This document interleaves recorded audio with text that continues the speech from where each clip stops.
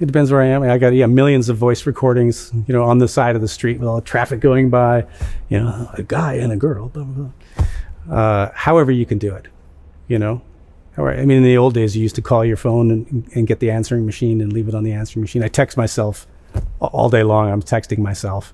I got a thread of my own texts that I go through with all the ideas on it. And again, I got books and sheets and paper laying around everywhere that I gather up and, we'd take into the room and try to make something interesting out of it. And quite often, we do. Like a crazy idea turns into something that's really cool.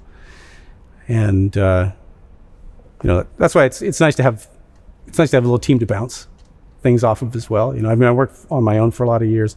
My oldest son Sam works with me every day now, and he does. He's now in charge of most of sound design and productions. As far as processing and whatnot, and he's doing all that stuff. So it's nice to have his inspiration feeding me and my inspiration feeding him. If you have a good writing partner, that's a great place to get inspiration from as well. Or a team. If you're all on the same page together.